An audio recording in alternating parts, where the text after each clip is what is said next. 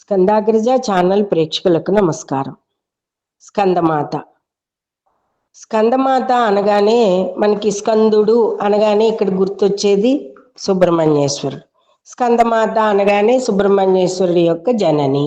ఈ స్కందదేవుని జనని కావడం వల్లనే దుర్గామాత యొక్క ఈ 5వ స్వరూపం స్కంద మాత్రనామంతో ఖ్యాతిగాంచి స్కందమాతగా చెప్పబడుతోంది. సాధకుని మనస్సు విశుద్ధ చక్రంలో లయమై ఉంటుంది ఈ 5వ రోజు. స్కందదేవుడు బాలరూపంలో ఈ తల్లి ఒడిలో ఆసీనమై ఉంటాడు. మాతృస్వరూపిణికి చతుర్భుజాలు. ఈమె దక్షిణంగా ఉన్న పైకి లేచిన చేతితో స్కందుణ్ణి ఒళ్ళో కూర్చోబెట్టుకుని ఎత్తుకుని ఉంటుంది. అదే వైపున ఉన్న క్రింది చేయి వరముద్రలో ఉన్నది. పై 2 చేతుల్లో పద్మాలు ఉంటాయి. సంపూర్ణంగా శుభ్రవర్ణంలో రాజిల్లే ఈ తల్లి కమలాసనంపై విరాజిల్లుతూ ఉంటుంది. అందుకే ఈమెను పద్మాసనాదేవి అని కూడా పిలుస్తారు. దుర్గామాత యొక్క 5వ స్వరూపము స్కంద మాతృనామంతో ప్రఖ్యాతి చెందింది కదా.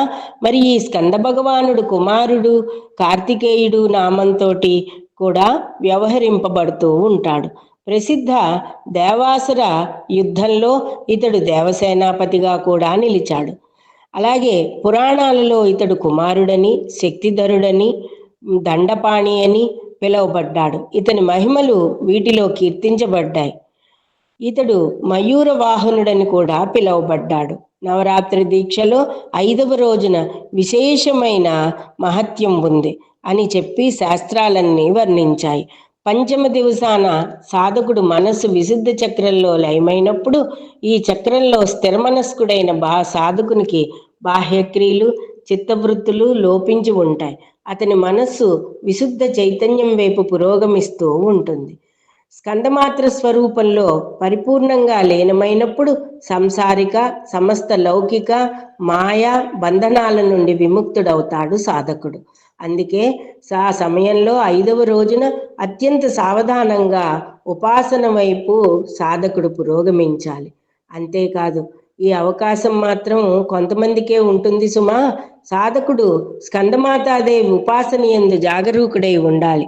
సూర్యమండలాధిష్టాత్రీదేవి కావడం వల్ల ఈ దేవి ఉపాసకులు దివ్య తేజస్సుతో విరాజిల్లుతూ ఉంటారు. ఓ అలౌకిక అదృశ్య భావంతో సర్వదా సాధకుని ఒక ప్రభామండలం, ప్రకాశవంతమైన కాంతి చుట్టుముట్టి ఉంటుందనడంలో సాధకుడికి ఎలాంటి సందేహము లేదు. అందుకే స్కందమాత ఆరాధన అతని యోగక్షేమాలన్నీ నిర్వహిస్తూ ఉంటుంది. చాలా విశేషమైనది అని చెప్పి చెప్పబడుతోంది. ఈరోజు స్కందమాతతో పాటు సుబ్రహ్మణ్యేశ్వర ఆరాధన, వటుక పూజ ఇవన్నీ చేసుకున్నట్లయితే శరన్నవరాత్రి 5వ రోజు చక్కటి శుభ ఫలితాలను పొందుతారు. మనం ఏకాగ్ర భావంతో మనస్సును పవిత్రంగా ఉంచుకుంటూ మాతృచరణాలను శరణవేడినట్లయినా భవసాగర దుఃఖం నుండి విముక్తిని ప్రసాదించి అమ్మ మనకి సంపూర్ణ ఆయురారోగ్యాలను చేకూర్చి పరిపూర్ణ సాధకుడుగా మనల్ని మిగిలిస్తుంది. కాబట్టి మాతృ ఉపాసన వల్ల సాధకుని కోరికలన్నీ కూడా నెరవేరుతాయి.